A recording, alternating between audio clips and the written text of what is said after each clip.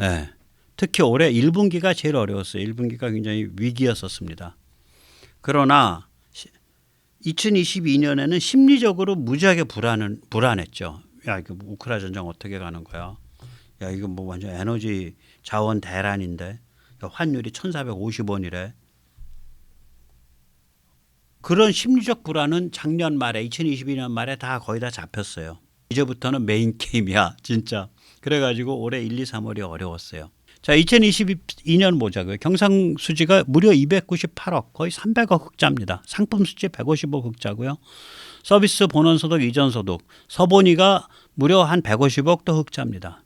그런데 올해 1분기 딱 들어가니까 1분기 3월 말까지 1월 초서부터 3월 말까지 경상수지가 무려 44억 6천만 달러 적자고요. 상품수지는 무려 거의 100억 달러 적자입니다. 다행히 서본이가 52.8억 달러 흑자여갖고 상품수지 100억 달러에서 52.8억 달러를 막아줘서 경상수지가 44.6억 달러 적자입니다. 그 정도면 우리가 외환보유고의 100분의 1 규모 될 거예요. 우리 힘이 좋은 거죠. 그런데 이게 상황이 좋아지고 있어. 지금 5월 말까지 나와 있거든요. 6월은 아직 안 나왔어요. 6월 나오려면 앞으로 한 일주일 더 걸려요.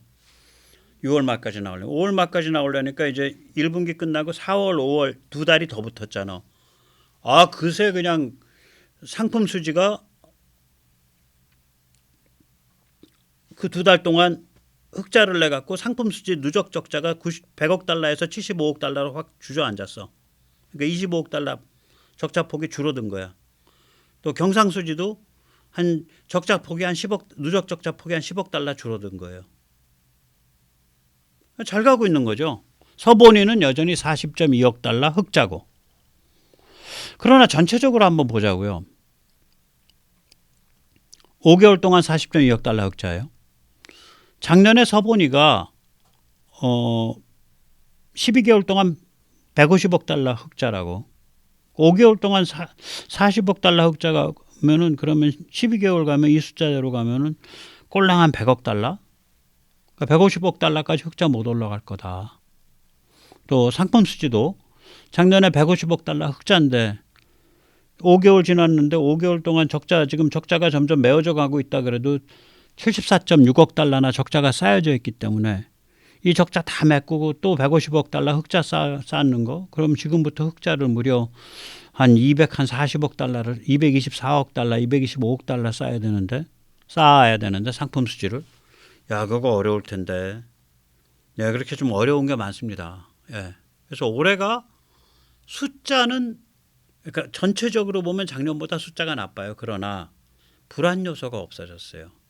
그리고 매달 풀려가는 걸로 보면 예를 들어서 올해 이제 맨 마지막 가면 상품 수지가 결국 그 달 살림이 풍성하면 풍성해지는 거니까 예, 상품 수지가 예를 들어서 뭐 한 50억 달러 흑자 나고 예, 경상수지가 한 거의 한 100억 달러 흑자 나고 뭐 그런 달도 올 수 있어요. 올해 말쯤 가면.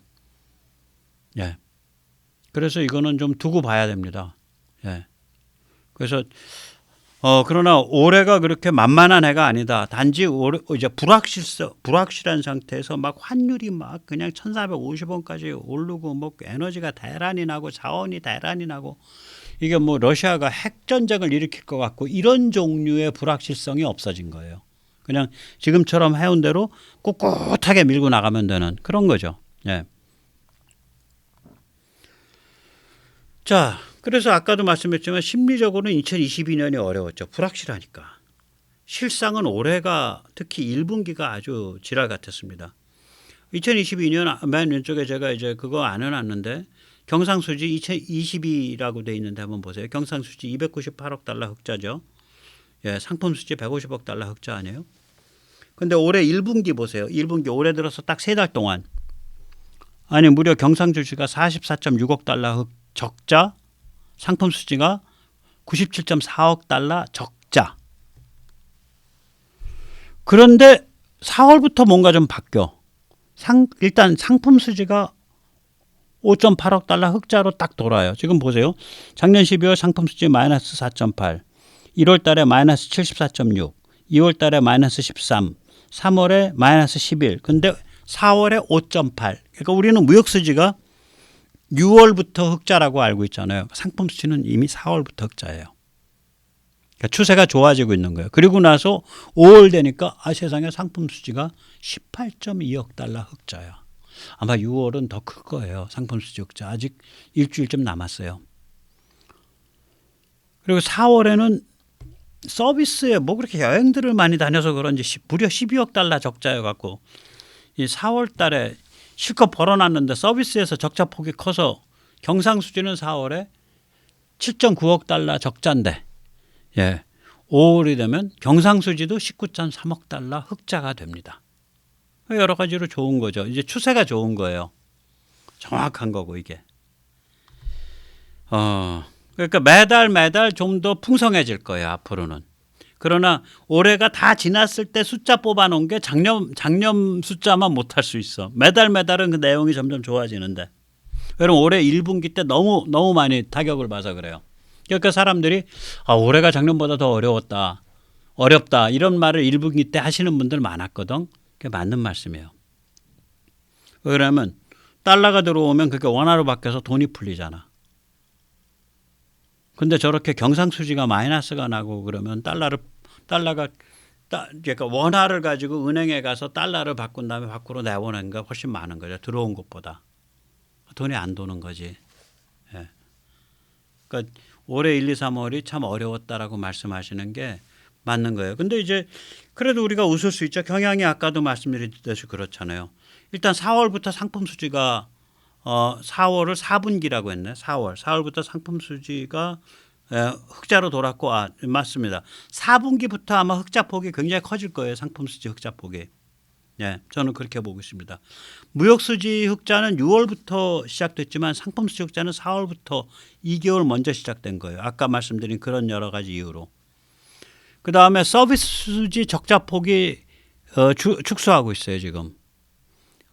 아까도 말씀드렸듯이 서비스 수지 적자 폭이 32.7, 20.3, 19였다가 이게 12.1, 9.1로 줄어들고 있어요. 그러니까 1월 달에 마이너스 32.7에서 이제 5월 달에는 9.1억 달러로 줄어들었으니까 많이 줄어드는 거죠. 이제 정상화되고 있는 거죠. 서비스 수지가 저 정도, 우리가 서비스 수지가 항상 좀 적자예요. 원화 가치가 유지되고 있어서 이제 해외여행이 많이 늘어서 이게 서비스 수지 악화된 데 일조했습니다. 그러니까 이거 많이 다니시는 게 좋아. 그래서 해외물 먹고 그게 좋아요. 근데 이제 그게 이제 당장은 이제 서비스 수지 악화로 나타나서 조금 좀 그렇죠. 좀 부담스러울 때가 있는 거죠. 그리고 이제 본원소득 흑자가 점점 늘고 있죠. 본원소득 흑자가 점점 는다는 게 뭐냐면 작년 대비 늘고 있는 거예요. 작년에 22년에 본원소득이 228.9억 달러 12개월 동안. 근데 올해 5개월 동안 146.4억 달러가 이미 흑자거든. 작년보단 클 거예요. 분명히 얼마나 클지 모르겠는데. 본원소득 흑자가 좀 세게 좀 늘고 있습니다.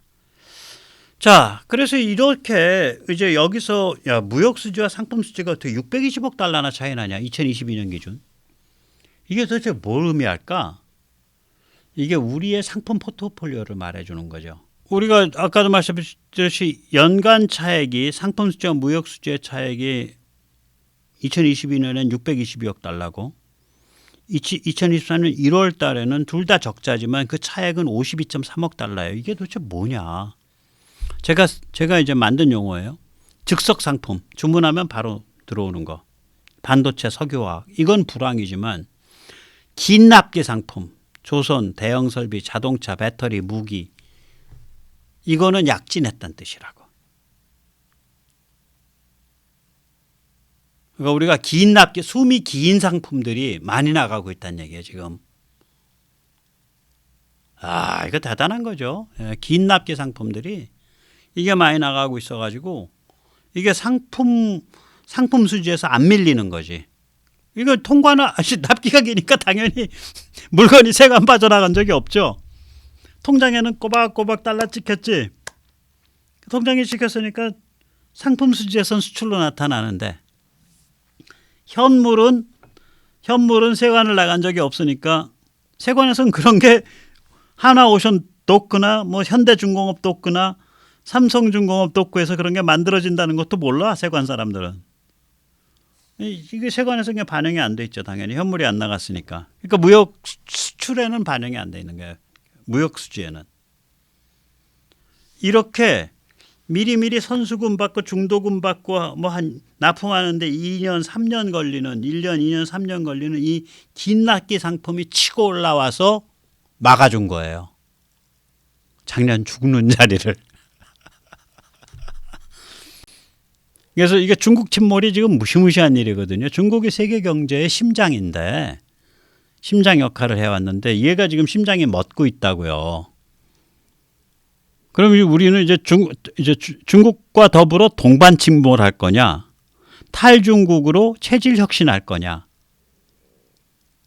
이 게임 뛰고 있는 거거든 지금 한국 같으면은. 그러니까 중국 침몰을 견뎌내고 있는 거예요. 아 대단한 겁니다. 그 조 블럭이라고 제가 보다 많은 그 영국 유튜버 그 사람은 되게 우리가 이런 싸움을 그래도 풀어가고 있다라는 걸 전혀 감지를 못하고 무역 수지가 어쩌고 저쩌고 해서 한국이 이제 망했습니다. 망했습니다. 그러고 있더라고. 아유. 예. 무역 앞은 상품 포트폴리오였고요. 지금 이제 무역 파트너 포트폴리오로 보죠. 2018년 6월하고 2023년 6월을 딱 스냅샷으로 찍은 겁니다.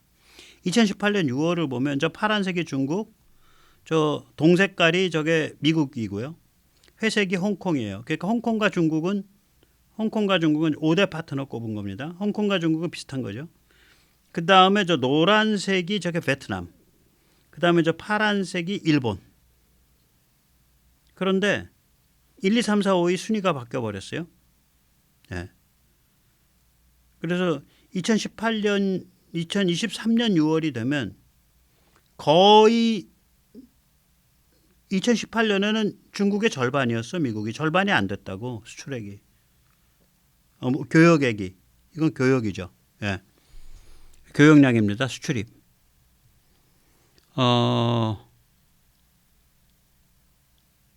그런데 2023년이 되면 거의 비슷해지잖아요.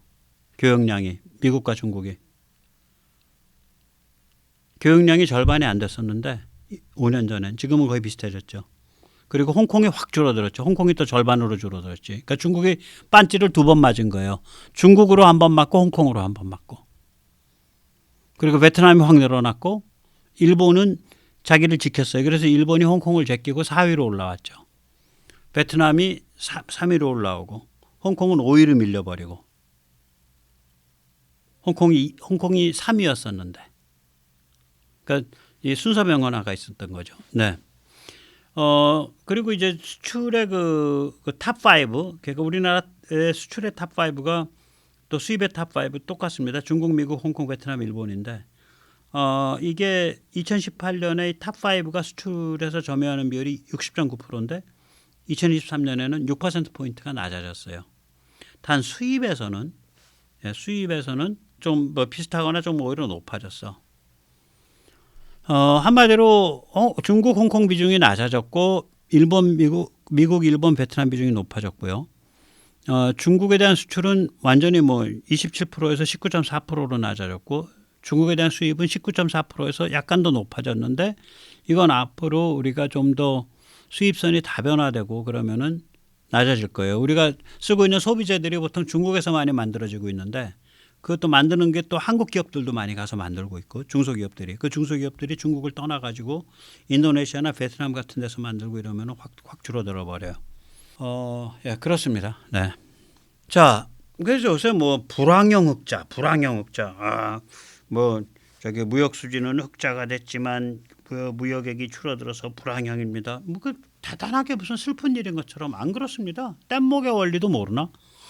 예, 제가 이거 가끔 말씀드렸는데 중국이 침몰 중이고 세계 석유가스 원자재 수급 구조가 바뀌는 마당에 불황은 당연해요. 세계 경제 성장을 이끌어오던 심장이 지금 박동수가 떨어지고 늙어갖고 불황은 당연한 거야. 이럴 때는 불황형 흑자가 불황형에 간 게 아니라 살아남을 수 있냐, 타격이 덜 가냐, 고용률 어떠냐, 임금 어떠냐 인플레 어떠냐, 이자율 어떠냐, 환율 어떠냐, 정부 재정 어떠냐, 이런 것들이에요. 지금 정부는 지금 재정이 좀 어려운데 추경 안 하고 버텨보겠다고 지금 하고 있죠. 예, 한번 보자고요. 올해 말에 들어가서 좀 세수가 제대로 거치면 재경이 풀릴 수도 있으니까. 예. 한국 경제는 말씀드렸지만 세계에서 가장 강한 체질, 레질리언트하다라고 평가를 받아왔어요. 예를 들어서 제가 세 가지 질문만 할게요. 2008년 세계 그 금융위기에서 가장 적게 타격받은 나라가 어디냐? 살만한 나라 중에 한국이에요. 2020년, 2021년 팬데믹에서 가장 적게 타격받은 나라가 어디냐? 한국입니다. 그래서 그 무식한 기자들이 2022년 세계 국가별 경제 성장률 어쩌고 저쩌고 하는데 한국이 뭐 성장이 별로 2022년이 낮습니다. 내가 보면서 야, 이 사람아, 다른 나라는 2021년에 마이너스 성장했어. 우린 2021년이 플러스일 텐데 기저효과가 있잖아. 너는 그렇게 무식하냐? 아니면 국민들을 패닉에 몰아넣고 국가를 혼란시키면 네 속이 풀리냐? 황당한 놈들이라니까 이거. 그래서 우리가 2020년, 2021년에 팬데믹에서 가장 적게 타격받은 나라예요. 좀 살만한 나라 중에. 그다음에 우리가 살펴봤지만 우크라이나 전쟁과 중국 침몰의 와중에서 경상수지, 환율, 이자율, 실업률, 건전재정을 골고루 방어하고 있는 거의 유일한 나라일걸 지금. 예를 들어서 인플레 잡겠다고 이자율 막 치고 올라가고 안 좋죠. 또 그렇다고 이때까지 재정이 그냥 국채 발행한 게 이만큼 쌓여 있어서 일본처럼 이자율을 단 1%도 못 올리고 1%포인트도 못 올리고 그것도 안 좋죠. 유럽과 같이 뭐 대충 환율하고 이자율을 되게 이제 그 미국 달러랑 비슷하게 해서 맞춰는 갔는데 실업률이 좀 안 좋고 이자율이 좀 높아 우리보다. 별로 안 좋죠. 이걸 골고루 막아야 저게 나오잖아. 저게 뭐야 그 체질이 나오고 체질이 유지되고 건강이 유지되잖아요. 이거 골고루 막고 있는 나라가 그렇게 많지는 않아요. 이 경상수지, 환율, 이자율, 실업률, 건전재정 이런 것들을. 그래서 이게 우리가 체질이 굉장히 강한 불침항모예요 일종의. 그런데 이제 한국의 불침항모로 이렇게 작동해온 원리가 있어요. 2008년 이게 거의 국제금융위기의 신화인데 제가 이렇게 갈 거라고 했거든. 제가 그때 돈 있었으면 주식 사가지고 돈 많이 벌었어. 제 주변한테는 주식 사라 그랬어. 불침항모 코리아의 레시피입니다 이게. 그 당시에 모든 전문가들이 거의 모든이에요. 저는 그렇게 말하지 않는 사람은 못 봤어. 한국은 무역 의존도가 세계에서 가장 높은 국가이기 때문에 가장 심각한 타격을 볼 것입니다. 국내 전문가, 국외 전문가 다 그랬어요. 근데 실제로 벌어진 일은 딱 이겁니다. 제가 이 다이어그램 만드느라고 고생했습니다. 자, 국제금융위기가 이렇게 발생을 하죠. 네. 제가 이제 레이저 포인터로. 국제금융위기가 이렇게 발생을 했습니다. 그럼 글로벌 경기가 침체하겠죠. 그러니까 당연히 한국 수출이 줄어들죠. 근데 글로벌 경기 침체가 발생하니까 글로벌 에너지 자원 가격이 하락하죠. 그러니까 석유 가격 하락하고 기타 등등 자원 가격 하락하죠. 소비가 확 줄어드니까. 그러면 가격이 하락하니까 우리 수입도 감소하죠. 그럼 우리는 수출도 감소했지만 수입도 감소했지. 쟤들이 말하는 불황형 흑자예요. 그 불황형 흑자를 가지고 살아나가지고 딱 끝나고 나니까 우리가 체급이 달라져 버렸잖아. 세계 10대권으로 확 진입하기 시작했잖아요. 남들 다 타격 보고서 빈사 상태로 비리비리할 때 타격 안 보고 나니까 강한 놈이 살아남고 살아나면 더 강해지는 거거든요. 불황이라는 건 그런 거예요.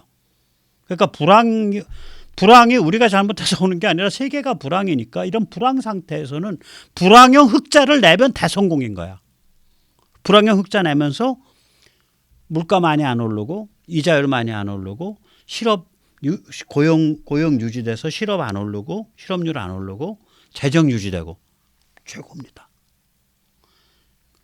강한 놈이 타격 안 보고 체질 더 강화되면서 살아남고 살아나는 놈이 더 강해지는 거예요.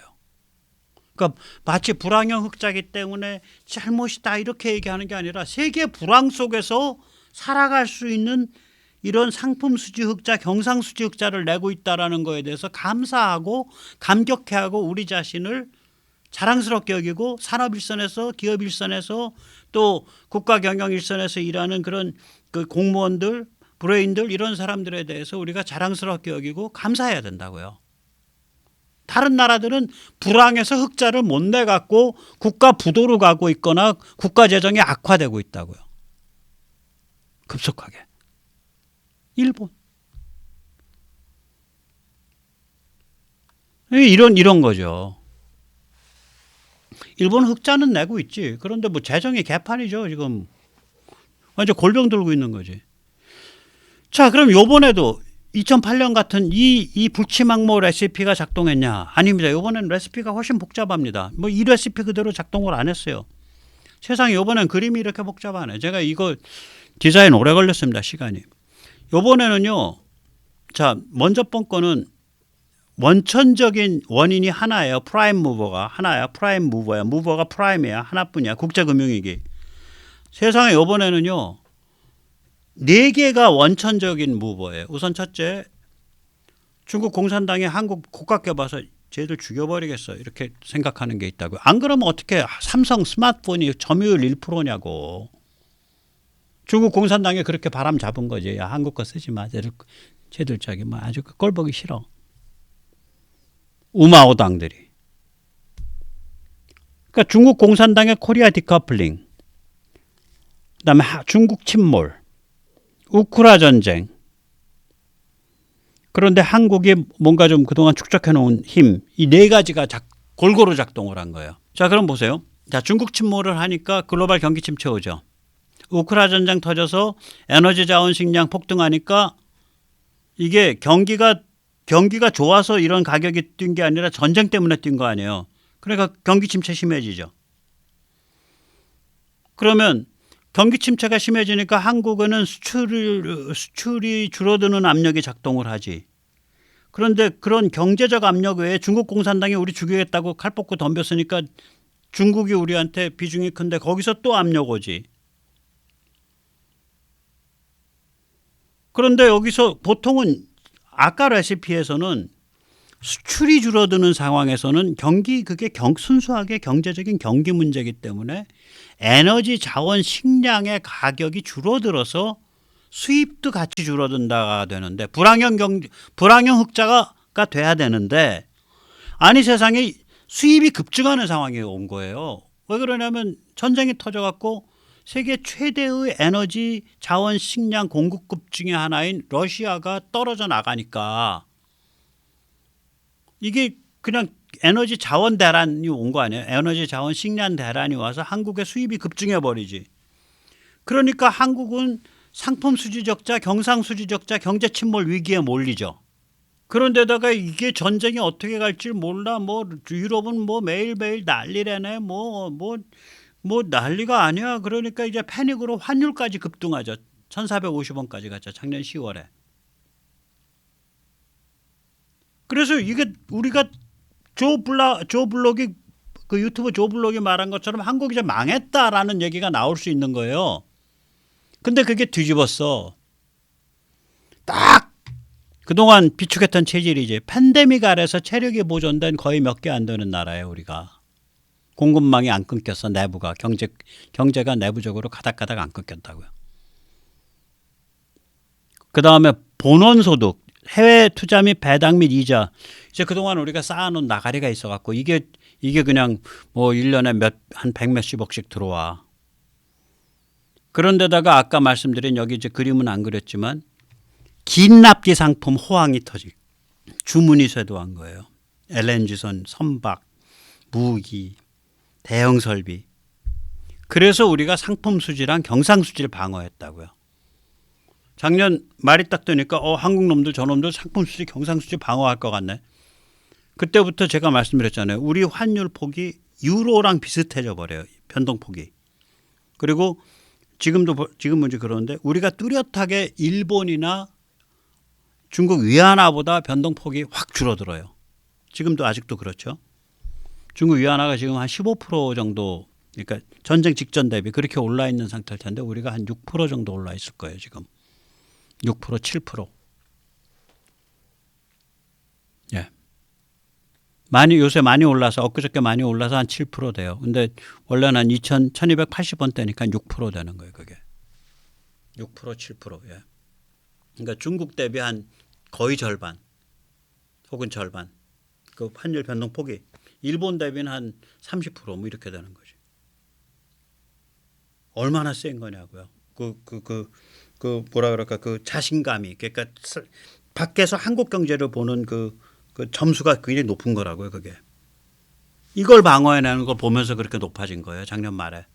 우리가 패닉이 극복이 되고 환율이 안정되니까 이제부터는 좀 어려워요. 2024년 빡빡해요. 그러나 매달 좋아지고 있으니까 상품 수지, 경상 수지가 쭉 밀고 나가면 돼요. 제일 어려웠던, 숫자상으로는 제일 어려웠던 시기가 오히려 올해 1, 4분기였습니다.